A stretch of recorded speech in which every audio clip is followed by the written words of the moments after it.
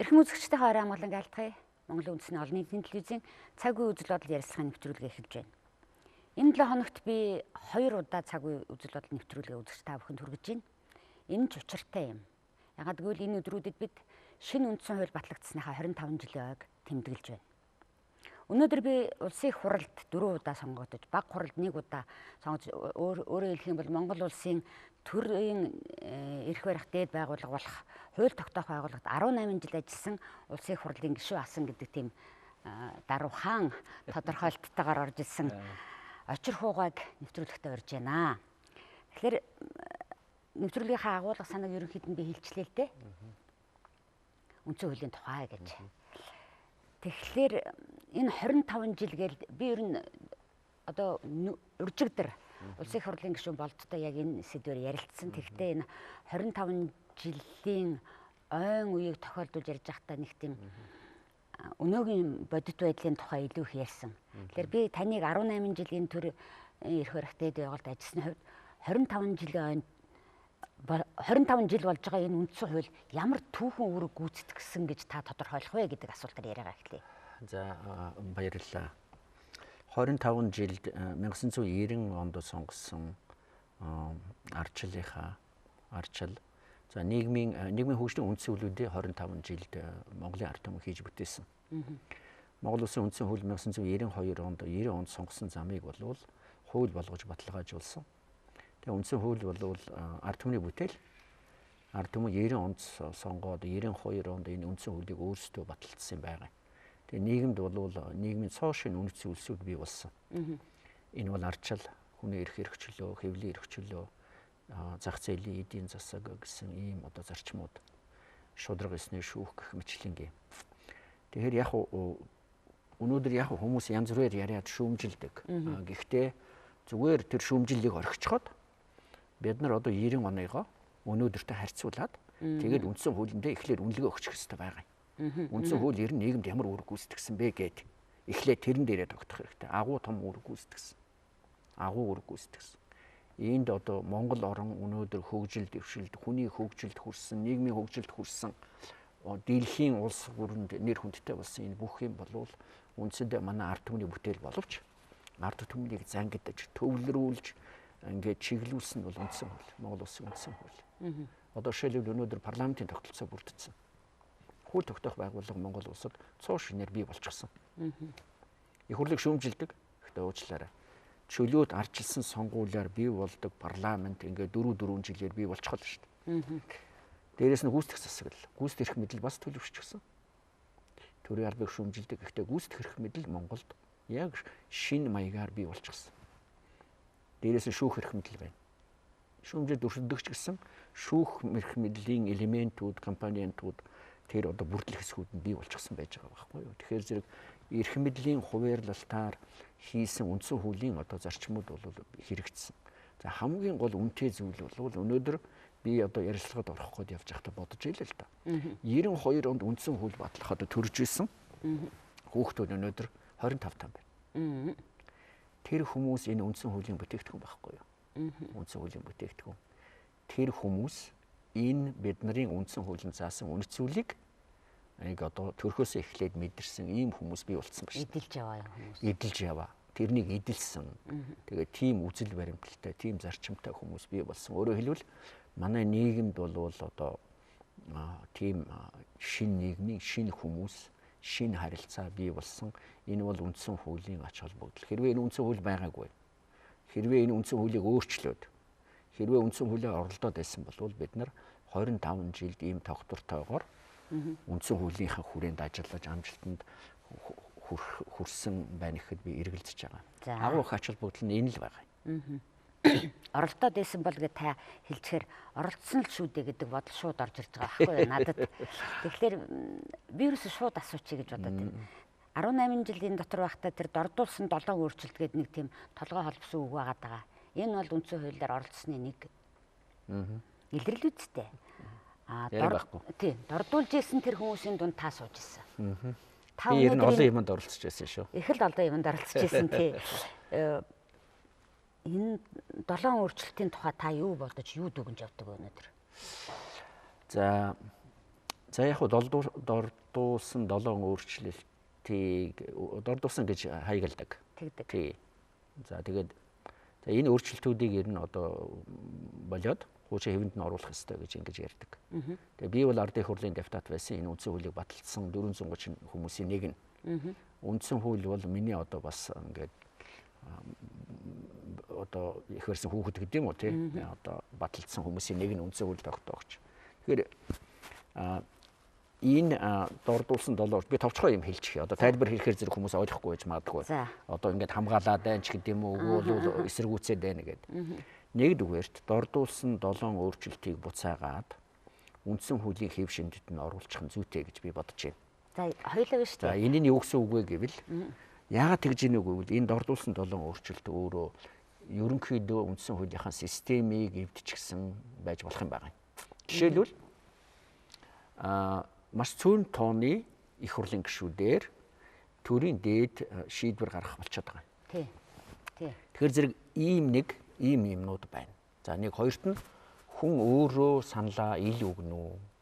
Нууцаар өгнө үү? Тэр хүний өөрийнх нь асуудал шүү дээ.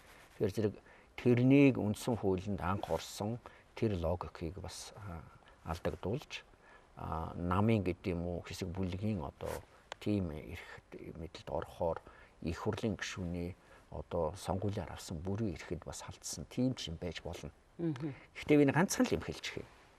Энэ дордуулсан 7 өөрчлөлт нь 96-аас 2000 оны хооронд улсын их хурл дээр үйл ажиллагаа явуулахад маш хүндрэлтэй байдал үүсээд тийм байдал дахин давтагдахгүй байхын тулд 2000-аас 2004 онд ийм зүйлийг хийсэн. Тэр үед маш их хүнд хэцүү нөхцлүүдтэй тулгарч ирсэн. Би таны яриг түрүүн таслах гэж оролддгийн учир юу гэвэл дөнгөж саяны хэлсэн тэр 25 нас хүрсэн өнөөдөр 25-тай залуучууд чинь тэрнийг юу яриад байгаа юм? Чихний хайжгаар өнгөрөөд ойлгохгүй байгаа. Товчхон хоёулаа. За тэр та хоёрын сая дурдчихлаа тийм үү? Маш цөөн хүний бүрэл түүнтэйгэр шийдвэр гаргах. Шийдвэр гаргах нөхцөл болоод байна. За нэг нь тэр байж. Нөгөөх нь ил тод байдал. Одоо хуучин болвол одоо нууцаар санал өгдөг байсан. Улсын их хурлын гишүүн өөрийнхөө үзэл бодол үнэнч байж тэрнийхээ төлөө саналаа өгдөг байсныг ил болгосон юм. Тэгээд ил болгоно гэдэг нь өөрөө бол юу гэсэн үг вэ гэхээр зэрэг тэр хүмүүсийг одоо ингээд намын бүлэг юм уу ингээд тогтцсон юм ба штэ тий. Тэрэн дээр ил тод байхаар. Ягаад гэвэл 96-аас 2000 онд одоо шилүү тэр нь арчсан холбоо эсвэл маш их олон одоо хэсэг солигдсон 4 удаа засаг солигдсон. За тэгээд нэг эв нэгдэл гэдэг юм уу нэг байр суурин дээр байж чадаагүй. Тим юм Монгол улсын төрд давтагдах би гэж одоо айж имиж тэрнийг өөрчилсөн байгаа. Гэхдээ нэг юмыг бас ойлгочих хэрэгтэй. 2000-аас 2004 онд төр маш их тогтвортой ажилласан. За тэр чи яг хуу сонгуулийн үр дүнгээр 70 хэдэн судал байсан. Гэхдээ дараагийн үедээ бас нэг тийм төр өөрөө хэсэг болгоход хуваагдаад засгаараа тоглоод нэг тиймэрхүү юмнуудыг хаасан юм шүү. Үзэл бодолтой хүн үнэн ч байхыг л хаацсан биз дээ. Яг эхний философи тэгсэн. За. Төр тогтвортой явхад ямар нэг байдлаар бас хэрэг болсон. За хоёр дахь нь энэ юм байна. За гурав дахь нь. Яг ингээд долуулангийн тооч хэрэг болж гэнэ үү те? Тийм би зүгээр ерөнхий ойлголт өгсөй гэж боддог. За. За ил тод байдал. За би яг 7 нөгөөх нь юу яасан байж тий. Заавал тэхгүй. За 90 зүгээр байна шүү дээ. За ил тод байдал юуны би тулгамдчаад байна. За ямар ч байсан ба шүү дээ. Энэ 7 өөрчлөлтийг буцаачих зүйтэй байх уу? Яг гэвэл системээ би эвдчих үүдээ гэж бодож байгаа. Тухайн үедээ яг уу төрийг нэг тогтвортой ажиллуулахад бас хэрэгтэй болов уу гэж би дэмжиж ирсэн. Тий. Хэдийгээр би үндсэн хуулийг одоо хамгаалж депутат байсан ч гэсэн тий. За яг уу одоо төр тогтвортой байх хэрэгтэй маа гэд тэр талаас нь бодож хэлж ирсэн. Тэгээд одоо ерөнхий дүр зургийг харуул яг уу бас энийг нэг болоод тий. Тэгэхээр үндсэн хуулийг бол батлалцаж хийжсэн хүмүүс ерөөсөө энэ төр нийгмийн томоохон зүтгэлтнүүтэй ярилцж байгаа ч гэсэн үндсэн хууль өөрөө хөгжиж алдаагаа засаж өөрөө тэгж боловсрч явах хэрэгтэй юм аа. Үндсээр нь өөрчлөх юмнуудыг хамаагүй хийж болохгүй маа гэдэг дээр яриад байдаг л та. Тэгэхээр энэ бол таны одоогийн он цагийн дараагаар харахад 2000 оны тухай юм ярьчлаа шүү дээ та хоёр. 17 жилийн дараа харахад бол энийг ирэх ёстой байна гэдэг энэ үзэл бодол бол энэ процессын нэг байх ёстой гэж та үзээд байна тийм үү? За тэгвэл одоогийн дараагийн асуудал би анх үндсэн хуулийн 25 жилийн түүхэн үүргийн тухай ярьсан бол энэний дотор бол төр ба төрийн бас байгууллага гэдэг хоёр шал тусдаа хоёр ойлголт орж ирсэн. Олон нийтийн байгууллагч гэж залуу Монгол хувьсгал залуучуудын эвлэлээ бид нар чинь олон нийтийн байгууллага гэж нэрлэдэг байлаа шүү дээ тийм ээ. Тэгэхээр төрийн бас байгууллага гэдэг цоошин ойлголт орж ирээд энэ 25 жилд болсон үүргийг та бас гүйцэтгсэн үүрэг. Тэгэхдээ өнөөдөр төрийн бас байгууллагууд бол зүгээр нэг хувийн компани шиг болцсон, төсөл хэрэгжүүлдэг болсон нэг юм бас яриа байдаг. Энэ дээр бас засах юмтай хамт ингээд харуул та юу гэж харж байна? За 90 зүгээр ба шүү дээ. Энэ 25 жилд Монгол улсад үүссэн. За тэгээд манай Монгол улсыг Дундад Азийн юм уу за ер нь Азийн бусад орнуудаас илүү их хүчтэй, ирээдүйтэй болгож байгаа гурван юм байна гэж би боддог. Нэгдүгээрт нь төр өөрөө хүчтэй байх хэрэгтэй, төр өөрөө ухаалаг байх хэрэгтэй. Нэгдүгээрт нь, хоёрдугаарт нь төрийн бус байгууллага буюу иргэний нийгмийн идэвх. Энэ нийгэм өөрөө иргэдийн идэвхтэр, иргэний хяналтан дээр, иргэдийн төрийн бус байгууллагын санаачлага дээр тогтдог нийгэм. Тийм учраас монголчуудын хувьд төрийн бус байгууллагууд бий болж ингээд нийгмийнхаа төлөө, улсын хөгжлийн төлөө, хүний эрхийн төлөө энэ бүх юм чинь маш хүнтэй зүйл байхгүй юу? Тийм учраас ийм 25 жилд үүснэ гэдэг бол энэ маш чухал зүйл гэж би бодож байна. Төрийн бус байгууллагуудыг янз бүрээр шүүмжилдэг. Тийм байх ал да. Ягаад гэвэл их олон юм байд юм чинь. Ерөнхий зарчмаараа энийг зөв голдролтод нь оруулахаар энэ бол маш хүнтэй зүйл. Одоо голдролтоо бол орцсон яваа юу? Ерөнхий зарчмаараа тэгвэл. Ерөнхий зарчмаараа орцсон. Ерөнхий зарчмаараа би орчихсон гэж бодож байна. Энэ бол бид нарын монголчуудын бусад одоо улс үндэстнээс нэг ялгаатай байх, үнэлж, цэгэнж явах хамгийн чухал зүйл гэж би боддог. Гурав дахь нь хувийн хөвшил. Жишээлбэл одоо манайхан ингээд Дундад Азийн орнуудтай зэрэгцүүлдэг хөгжлийн хувьд. Жишээлбэл Казахстан. Казахстан маш их хөгжсөн. 20 жилд ойлгомжтой. Гэхдээ би болвол дараагийн 25 жилд Монгол улс тэрнээс илүү их хурдтай өндөр хөгжилд хүрнэ гэдэг огт эргэлздэггүй. Яагаад гэвэл бидэнд хувийн хөвшил байгаа. Маш их хүчтэй хувийн хөвшил. Хувийн хөвшил. Тэнд болвол хувийн хөвшлийн одоо санаачлага гэдэг юм уу тэр асар их бүтээлч чадвар болвол одоохондоо манайх шиг тийм зэндаанд хүрч чадаагүй байна. Арай чадаагүй. Энийг та үндсэн хуулиар бий болгосон бас нэг үнэт зүйл. Үндсэн хуулиар бий болгосон үнэт зүйл гэж би бодож байна. Өчигдөр улсын хурлын гишүүн Болдтой ярьсны дараагаар тэр нэвтрүүлгийг үзсэн хэд хэдэн хүн надад мессежээр буюу одоо утсаар санал бодлоо илэрхийллээ л дээ. Тэгсэн тэр дотор нэг хүн намайг үндсэн хууль юусаа гар хүрч болохгүй ингээл байлгаж явах ёстой гэдэг санаатай. Бараг лоббид улцсан юм шиг юм чи яриулчлаа гэж нэлээд буруу шаангу өнгөр хэлж ин л да. Тэгээ би танаас одоо бас дахиад шууд асууж байна. Та үндсэн хуулийг одоо бид нэр бусад тэрний хальж гараад тогтоосон буруу шийдвэрүүдэл эргэж харна гэдэг болд гишүүний үзэл бодолтой нэг талд байна уу? Эсвэл өөрчлөх ёстой гэдэг бодолтой ил талд нь байна уу? Би яг түрүүч 7 өөрчлөлтийг бол сандсан шүү. Нөгөө ерөнхийлөгчтэй холбоотой энэ тэр баах юмнууд байгаа. Ерөнхийлөгч нөгөө нэг ерөнхий сайдыг 7 удаа буцаагаад тэгээд зэрэг ерөнхийлөгчийн эрхийг хязгаарлалцсан.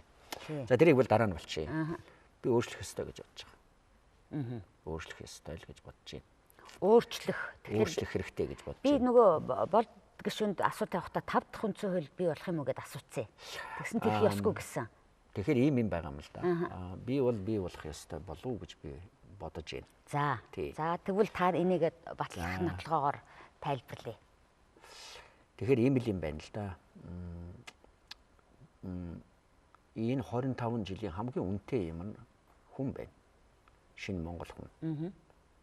Одоо хэдэн настай ч байсан 25 жил манай хүмүүс за одоо 90 оноос хойш болвол 27 жилийн дотор цоо шин сэтгэхүйтэй цоо шин амьдрах ажиллах арга барилтай тийм болчихсон. Нийгэмд хандах, дэлхийд хандах өөрийн байр суурьтай. Энэ бол хамгийн үнэтэй зүйл. Нэгэнт энийг бий болгосон болвол үндсэн хуулийн үүрэг биелэгдэжээ. Одоо хүмүүс ерөнхийдөө тэр өндөр түвшинд хүрсэн сэтгэхүйн тэр хүмүүсийг үндсэн хуулийг өөрчилж дараагийн хөгжил дэвшил хүрээ гэсэн ийм сэтгэхүй байна гэж би уншаад байгаа. Би бүр уншиж байгаа байж болно. Тийм бодол төрөх тулгаад байна. Тулгаад байна. Тий. Тэгэхээр тэр хүмүүсийн нэгэнт хүмүүст бий болчихсон үнэт зүйлийг хөндөхгүйгээр үндсэн хуулиндаа өөрчлөлт хийх хэрэгтэй байна гэж бодож байгаа. Тэр нь би монголчуудын түүхийг ерөөсөө 20-21-р зууны түүхийг аваад үзэхээр монголчууд 20-оос 30 жилийн дотор хоёр ямыг одоо өөрсдөө зорилт болгоод дэвшүүлж явж исэн байлээ. 24 он, 40 он, 60 он, 90 он. Ерөнхийдөө 20-оос 30 жилийн дотор шинэ үндсэн хуулиуд бий болж ээж. Шинэ үндсэн хуулиуд хизээ бий болж исэн гэж бодож байна. Хөгжлийн цоо шин зорилтууд, хөгжлийн илүү дэвшилт хүргэх зорилтуудыг дэвшүүлээд тэрнэндээ хүрэхийн тулд Монголын ард түмэн шинэ үндсэн хуультай болж исэн байл. 24 онд. Тэгсэн. 40 онд. 60 онд. Тэр үеийн төр засаг, тэр үеийн ард түмэн нийгмийн хөгжлийн цоо шин зорилтуудыг дэвшүүлж исэн байл. Тэгээ тэрнийг хэрэгжүүлэх засаглалынхаа зарчмуудыг тогтоож исэн. Би бол одоо ерөнхийдөө 25 жилийн шилжилттэйгээ нийлээд өнөөдөр тэр одоо энэ хүмүүс неолиберал үзэл гэдэг. Тэр неолиберал үзлийнхаа үр дүнг хүрсэн. Одоо болоо. Одоо хөгжлийн өөр зорилтыг хүмүүс хүсэж байна. Илүү дэвшлиг. Тэрнийгээ тавиад тэрэндээ тохирсон үндсэн хуулийг хийгээд явах хэрэгтэй. Үндсэн хуулийг хийгээд явах хэрэгтэй. Тэр нь одоо хүмүүс хилээд байна л да. Үндсэн хуулинд өөрчлөлт хийхэд одоо ингээд эрх мэдлийн хуваарлалт хилээд байна да. Тий. Эрх мэдлийн одоо жишээлбэл ерөнхийлөгчийн эрх мэдэл, ерөнхий сайдын эрх мэдэл, улсын их хурлын 76 гишүүний эрх мэдэл энэ трийг л одоо шүүмжлээл, яриал ингээд байна шүү дээ. Энэ өөрөө үндсэн хуулийн хамгийн гол амин сүнс нь төрийн эрх мэдлийн хуваарлалт байдаг. Шүүх засаглалыг шүүмжилж байна. Одоо энэ юмнуудыг хүмүүс шүүмжлээд байгаа юм чинь энэ үндсэн хуулийн гол нөө төрийн эрх мэдлийн хуваарлалтын ямыг л шинжлэх гээд байна да. Хэрвээ ингэж л байгаа бол энийг шинэ үндсэн хуулиар л шийднэ. Хоёрт нь би энийг бодоод байгаа. Хөгжиж байгаа буурай хөгжилтэй орон хөгжлийн одоо өндөр түвшинд хүрэх ялангуяа нийгмийн одоо хөгжлийн дундаж давхарга давмгайлсан чинээлэг тийм нийгмийн түвшинд хүрэхэд хэд хэдэн үндсэн хуультай хэд хэдэн хөгжлийн зорилттой тэр нь 20-30 жилээр төлөвлөсөн тийм байх ёстой гэж бодож байна. Тэгж явдсан байна. Ерөөсөө. Тэгэхдээ энд нэг л дэлхийн одоо хүн төрөлхтний гэм улс үндэстний түүх өөрөө тийм юм байлээ. Тэгэхээр таны хувьд бол үнэт зүйлээ өөрчлөхгүйгээр хөгжлийн өөр шатны, хөгжлийн өөр зорилтын тухай ярьж байна гэдэг. Тэгэхээр одоо яг юуг нь засаглалын хуваарлалтын тухай цогц дурдлаа. Яг юуг нь өөрчилж яах юм бэ гэдгийг ингээд нэг яриад ингээд нэг тийм болгоомжтой. Энэ хууль тогтоож байгаа улсууд чинь тэгээд нь шүү дээ. Төрүүчийн парламентын үед бол их хурлын гишүүн одоо ч байгаа инх төвшин. Ерөөсөө бүх ард түмний санал асуулгаар явуулъя гэдгийг их олон хэлж байгаа нь миний нэвтрүүлэгт ороод хэлж байсан. Одоо ярьж байгаа нь 65 гишүүнтэй болсон их хурл энийг хийхгүй бол хизээ хийх юм бэ гэдээ яриад байдаг. Ихтэй энэ бол тийм биш аль аль нь. Монголчууд өөрийнхөө өнгөрсөн түүхээр шинэ үеийнхэнд асуудлыг ингэж шийдэх хэрэгтэй шүү гэдгийг хэлээл яваад байт юм байлээ. Би дөрөв хэллээ шүү дээ. 24, 40, 60 оны бид нарын аав ээж өвөг дээдэс хөгжлийн шин зорилтод таарсан үндсэн хуулийг хийгээл явсан юм байна. 90 онд бас адилхан. Тэрнтэй адилхан үндсэн хуулийг яаж боловсруулах уу? Яаж батлах уу гэдгийг 90 оны ардын их хурлын депутатууд, улсын баг хурал, өнөөгийн төр баригчдад хэлээд өгчихсэн. хилээд өгч гисэн. Тэр нь улсын их хурлч батлахгүй, ард түмний санал асуулгаач батлахгүй. Ард их хурлаа. Яаж хийдгүү гэвэл зөвхөн үндсэн хуулийн дээр 2 жилийн дотор суух ардын их хурлыг үүсгэх хэрэгтэй. За таны гаргалгаа юм байна. 400 хүн. 430 хүн. 430 хүнийг гаргаад болов сонгуулиар болохгүй болвол төлөөллийн сонгуулийн одоо нэг Америкийн журам ба штэ. Тэр журмаар гаргаад нэг 400 хүн. 430 хүн хамаагүй.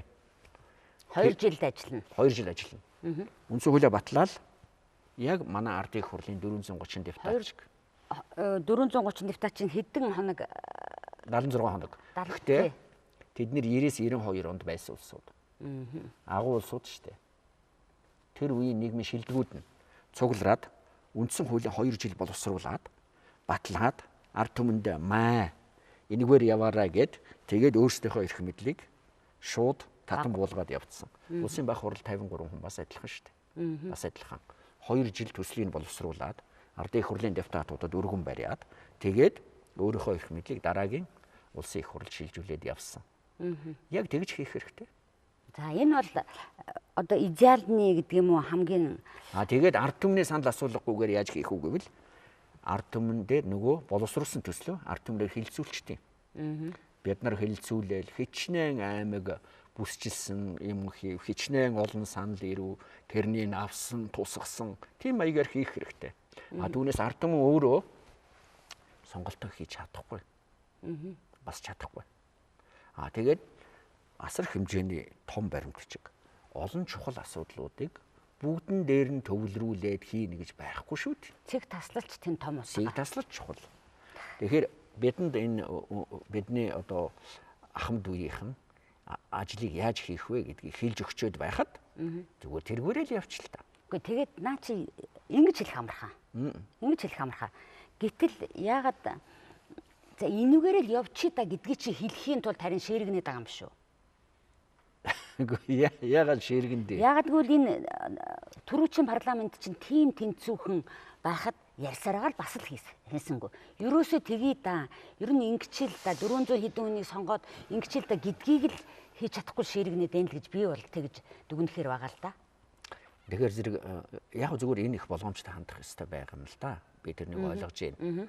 Яагаад гэвэл үндсэн хуулиараа оролдоод тэгээд одоо ерөөсөө дордуулчих бол улс үндэстэн ерөөсөө маш их хүнд нөхцөлд орчих нь. Нэг хоёрт нь үндсэн хуулиараа оролдож байгаад өнөөдрийнхөө одоо үнэт зүйлсүүдийг үгүйсгэж бас болно. За дээрэс нь би нэг юм үргэлж бодоод байгаа. Үндсэн хуулийг шинжилье гэсэн юмн дээр хоёр янзын одоо эрх ашигаас тун болгоомжлох хэрэгтэй байна. Нэгдүгээр нийгэм дэх энэ олигархууд гэж байна шүү дээ. Мөнгөөр одоо бүх асуудлыг шийддэг. Тийм ээ. Тэр эрх ашиг тэр үндсэн хуулинд орж ирээд 25 жил тэрний эрх ашиг давмгайлчих бол бид нар хүнд байдалд орно. Нэгдүгээр тэрнээс сэргийлэх хэрэгтэй. Хоёр дахь нь 90 онтой ерөөсөө огт адилхан биш Монгол улс өөрөө дэлхийн хүн төрөлхтний улс үндэстний маш их сонирхлын татдаг болсон байна. Тэр нь нэг зүйл нь бидний баялаг. Тэрийг асрах баялаг руу оръё. Тэрнийг эзэмшиж, тэрнийг авъя гэсэн ийм одоо үндэстэн дамнсан корпорациуд, компаниуд ч байна, тийм баячууд ч байна, тийм улс үндэстэнч байна. Тэрний нөлөөнөөс болгоомжлох хэрэгтэй. Ийм юмнуудаас одоо маш сайн болгоомжилж хийж байж л тэр үндсэн хуулиа зөв хийгээд энэ улс үндэстэн нэг шудраг хөгжилтэй тийм нийгэм тогтоох хэрэгтэй. Энэ чинь тун аюултай хэд байхгүй юу? Тэгэхээр энэ үндэстэн маш их ухаалаг байж бүр хүн болгон ухаантай ухаалаг байж хүн болгон идэвхтэй байж сая энэ үндсэн хуулийг зөв болгож хий. Тийм учраас л энэ хүмүүс эргэлзээл чадахгүй ингээл байгаа.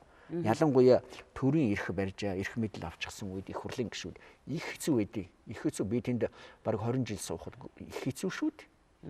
Ерөөсөө өдөр болгон хүнд асуудалтай тулгарна тэгэл ерөөсөө би тэгж бодож байна. Зориг агсны хэлснээр тэр хооронд нөгөө эрх ашигын эренбэлэх асуудал хамгийн чухал болоо. Маш чухал. Тэрнийг л хийх хэрэгтэй. Тэгээд гэхдээ одоо цаг алдалгүй энэ рүүгээ ороод хийх хэрэгтэй. Би засгийн газар дээр, улсын их хурл дээр ажлын хэсэг гаргаад ингээд энэ манайгийн одоогийн эрх баригчид энийг нэг төсөл гаргаад ирээ. Ер нь одоо энийг ингээд нэгдүгээрт нэг үнэлгээд өгөлтгөөд судлаад юу нь болохгүй юу нь болж байна. Хоёрдугаарт нь ерөөсөө өөрчлөлт шинжилгээ гэвэл яах вэ гэдэг дээр ингээд их хурлч анхаараа, засгийн газарч анхаараад за тэгээд эрдэмтэд байна. Манай хуулийн Монгол Улсын их сургуулийн хуулийн сургуулийнхан, удирдлагын академийн энэ төр бүгдээр ингээд нэг төвлөрөөд эхэлж штэ. Би нэг бол сайн гэж бодож байна. Энэ бол их сайн. Гэхдээ энээс гаргасан юмыг маш яралтай хийгээд тэгээд миний ярьж байгаа тэр механизм руу ороод үүрэг өгөөд тэгээд хийх хэрэгтэй. Тэгээд явах хэрэгтэй. Тэр бол үр дүнд хүрдэг. Би таны сая тэр Монгол улсын хувьд ингэж болгоомжлох асуудлыг сонсоо сууж байхдаа ширгэнэх гэдэг буруу үг хэрэгжилчлээ дэ гэж би бодсон. Яагаад гэвэл магадгүй зүгээр энэ нэг өнөөдрийн нийгэмд байгаа мэдээллийн өнгө айс, интонац те тэрнээс болсон уу яасан дандаа нэг юм хүмүүс таалагдах гээд хийх гээд байгаа юм шиг бид нар чинь энэ төр ярьж байгаа яаж байгаа улсуудаа их тэгж буруутгаж харчаад байна л да. Тэрийг би таны яриаг сонсоход нэрээ эн чинь тэр болгоомжлол байгаад ингээд олон жилийн турш юм явж байгаа юм биш үү гэсэн бодол төрж байна. Тийм шүү байна. Яг үнэн. Их хурлын гишүүн байхад ерөөсөө тэр болвол ингээл өглөө болгон бодогдож орой унтахад л одоо санагдаж идэг юм байхгүй юу. Энийний цаана юу вэ? Ямар эрх ашиг байгаад нийтлийн эрх ашигыг хөндөжгүй гэл одоо манай инх төвшингийн яриад байгаа юм чинь ерөөсөө л тэр доторх сэтгэлийн зовлон байхгүй юу. Одоо тэгээд хөгжлийн шин зорилттой тааруулсан үндсэн хуулийн өөрчлөлт хийя гэж таны тодорхойлтын ард тэгвэл өнөөдөр шүүмжлэгдээд байгаа гол юм юу байна вэ гэдгийг хоёулаа нэг богино хугацаанд яриадах уу? Шүүмжлээд байгаа юм яг чухам яг юу болохгүй болчиход ингэж байна. Уржигдэр бол гишүүн бол бид нар үндсэн хуулиас гадуур институтууд байгуулад явчлаа. Бид нар буруу үйл ажиллагаа буруу шийдвэрээс болчлаа гэж их яриад байна л да. Таны бодол. Бид нар тогтцоогоо их зөв хийсэн. Шүүх эрх мэдэл, гүйцэтгэх эрх мэдэл, парламентын эрх мэдэл. Гэхдээ энэ тогтолцоонууд маань гажичгаад байна. Ерөөсөн хамгийн гол нь энд маш их субъективны хүчин зүйлүүд л ороод байна л да. Жишээлбэл одоо 90-92 онд бид нар яадаг байсан бэ гэхээр зэрэг энэ тогтолцоо хийчихвэл тогтолцоо нь өөрөө хөгжлөө аваад явна. Хүн тэр нь нөлөөлж чадахгүй гэж бодсон юм. Жишээлбэл би тэгж бодож байсан. Гэтэл үгүй юм байна. Хүн ерөөсөө амар нөлөөлт юм байна. Одоо жишээлбэл шүүх эрх мэдэл байна. Шүүх эрх мэдэл болвол бие даасан гараад ус байх хэрэгтэй. Шүүгчд бол дэлхийн ихэнх орнуудад бүх насаар нь томилогддог. Тэнд хэн ч халдах эрх байдгүй. Тэр бол үнд сүлэлтэй. Гэтэл өнөөдөр ерөөсөө шүүх эрх мэдэл ямар нэгэн хөндлөнгийн нөлөөнд орж ийн гэж хүмлэгдээл л шүү дээ. Ингэж болохгүй шүү дээ. Тэ? За парламент дээр байна. Парламентын гишүүд. Парламентын гишүүдийг одоо за ер нь сонгогчноос эхлээд шүүмжилж штэ тий.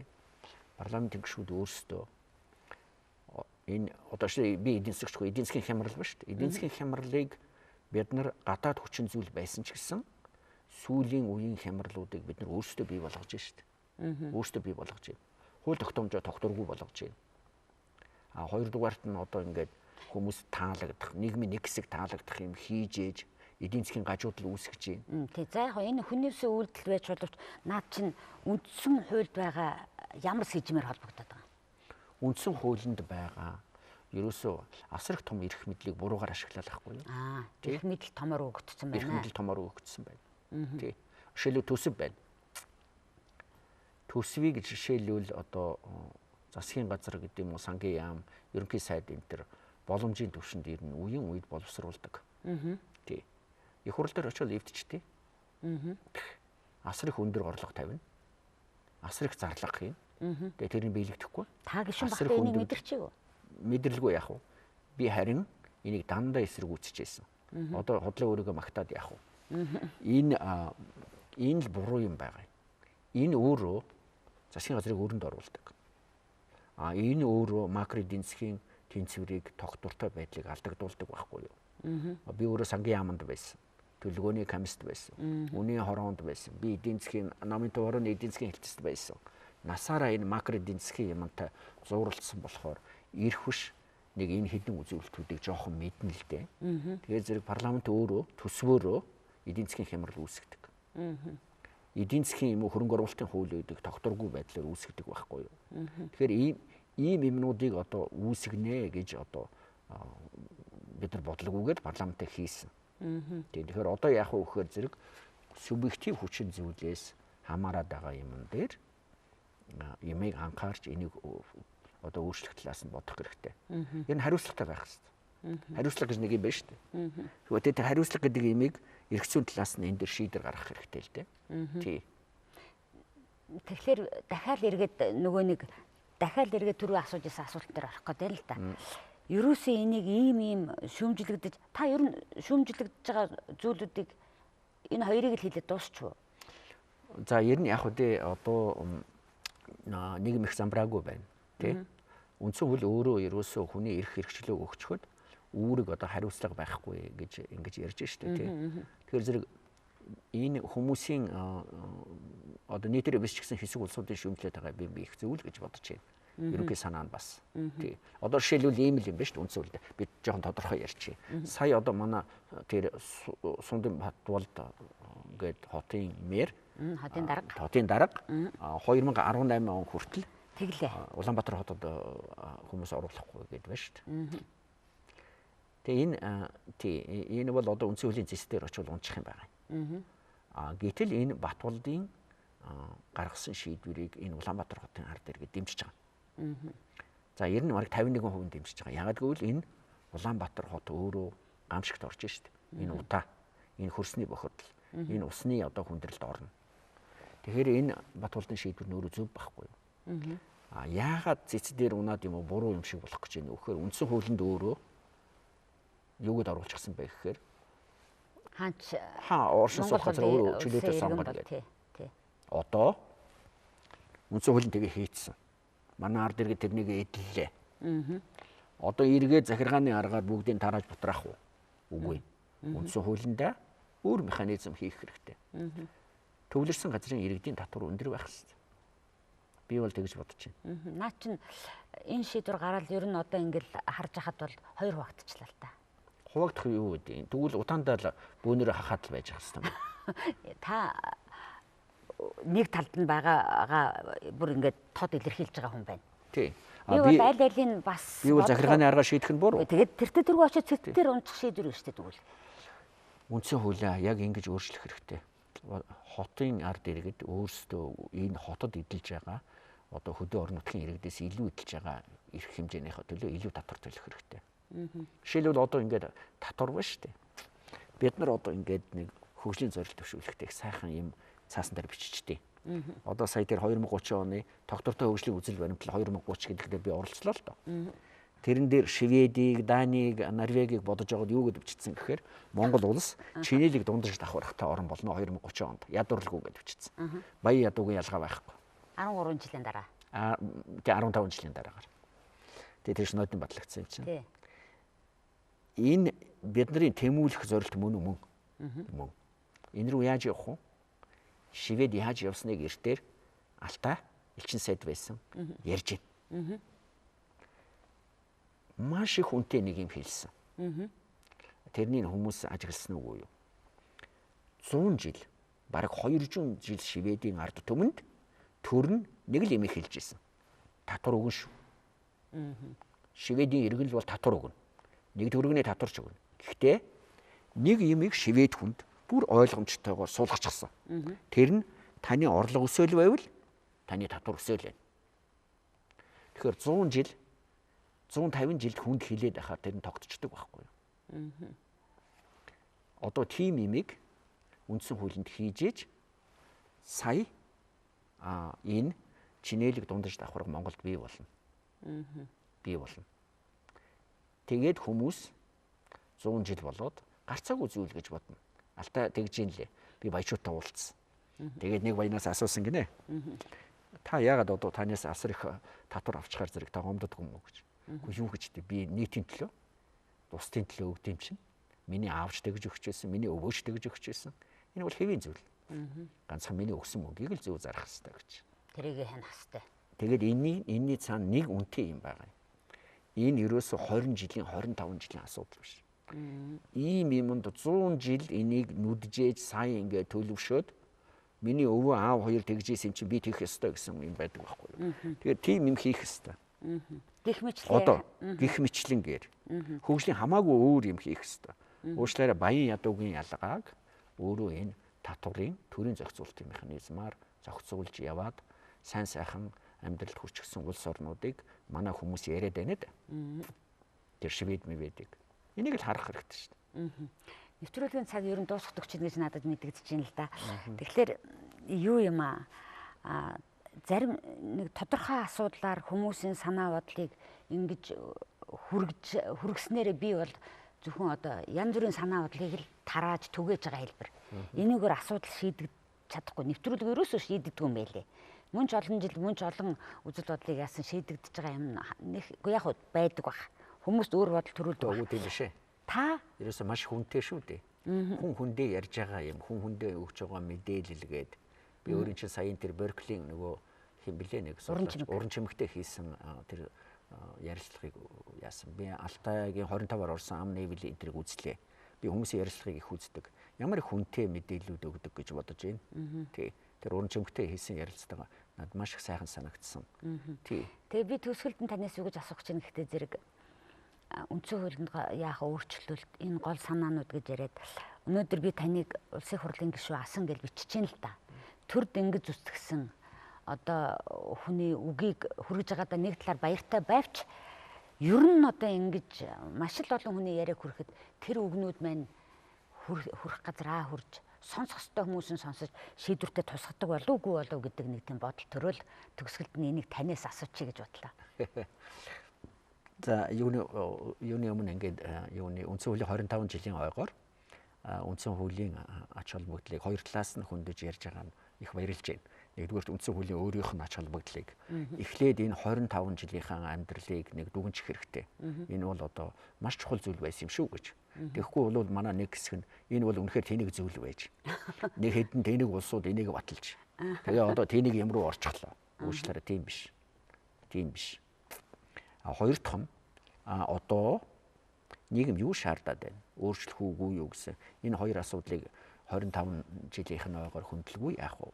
Энийг бол хөндөх хэрэгтэй. Би энийг зөв гэж бодож байна. Тэгээд хэвлэл байна. Би төрийн бас байгууллагуудыг хэлсэн. Энэ иргэний итгэх байна.